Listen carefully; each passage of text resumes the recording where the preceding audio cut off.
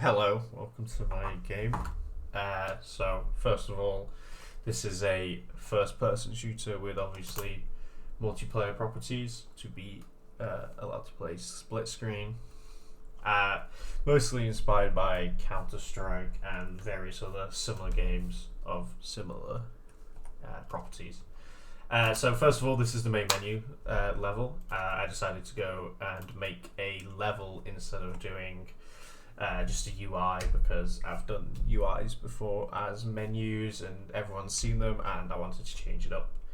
The lecture we had on how different menus are done inspired me to make a whole level be the menu. So you spawn in as I showed, and over here we can see an orb you can interact with to start the level and an orb you interact with which will quit the game. Over here is a gun wall, as I call it, which has every single weapon in the game displayed and able to be picked up by the player and tested out if they so wish. I added this for easy development so I can see if weapons worked without having to put in all the numbers and start up a level and such. And it's very nice for newer players. They don't have to jump right into a game and they can just test out a gun and see how it works. And then over here we have the main menu wall, as I like to call it.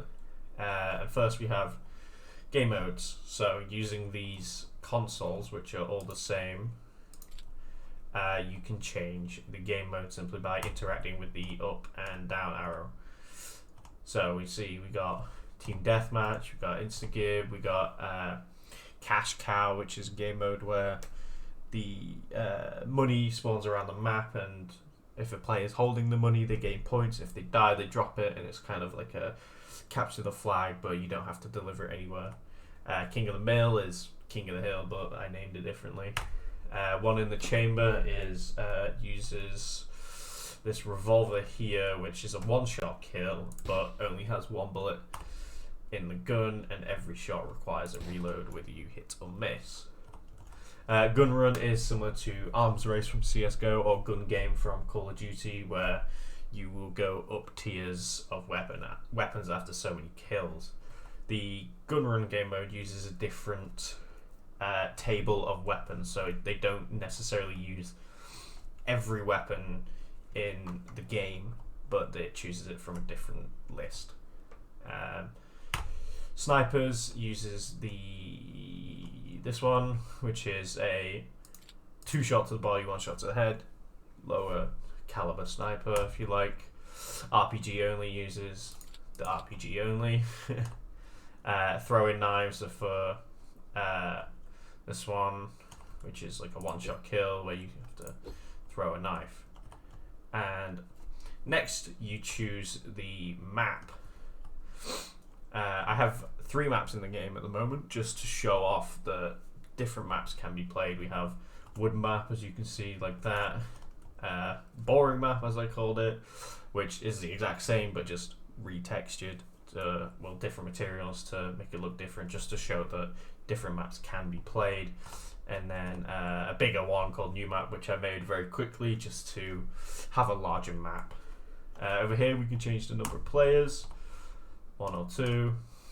Here is the number of bots we can add. This can go up to 4, and basically, yeah, you can have as many bots as you want. So I normally do 1 and 3 because then it makes the teams nice and equal with a bot on my team. Over here is bot difficulty. This is newly added and just kind of goes easy, normal, hard, or nightmare. All this does is change the percent chance that a bot has to body shot or headshot you. So it doesn't change their sensing or reaction time or anything like that. It just makes their aim easier or worse, per se. And then over here we have fun effects. So these change the game up. They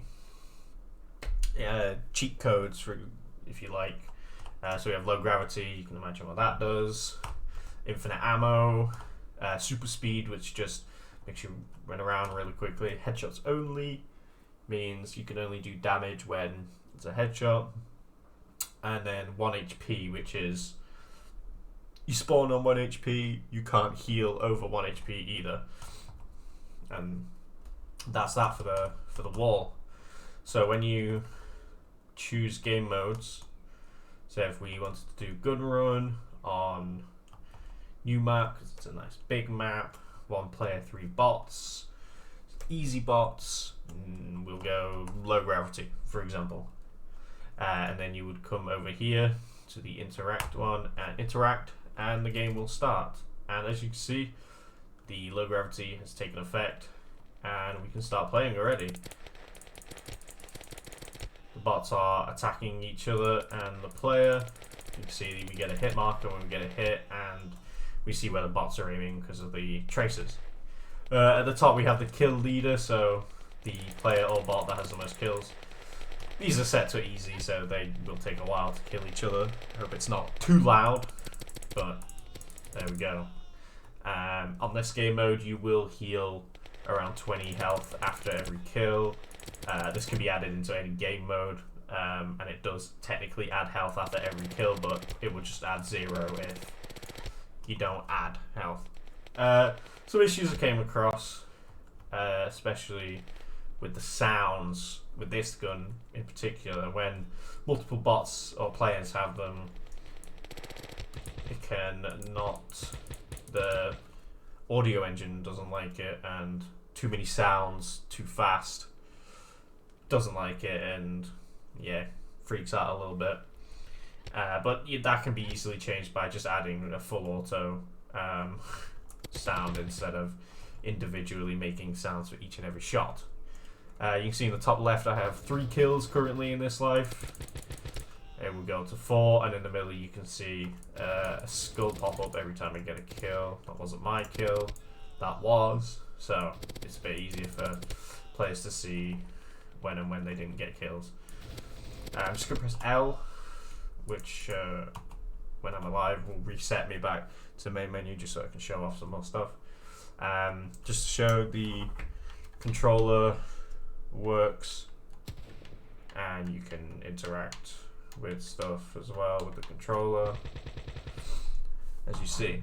A lot of the guns have spray pattern, well, spray control, and some of them are a bit crazy, like this one. Some of them are a lot less. They're all technically the same pattern that uses a like a graph to off-center the crosshair, and guns with more recoil that just do this to a greater degree.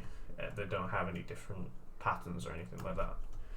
Every time you reset the main menu, it will reset back to the default, as you can see. So yeah, some issues I had with the game. This main menu thing took a lot of getting used to having it work, since it uses it appends all of the stuff into a string. So for example, the number of players and the bots and the bot difficulty and the fun effects, and then the game mode will all be in a string, and then the new map is loaded and it has to split it apart and change it based on what was put in to the previous from here. As I said before, there are headshots in the game.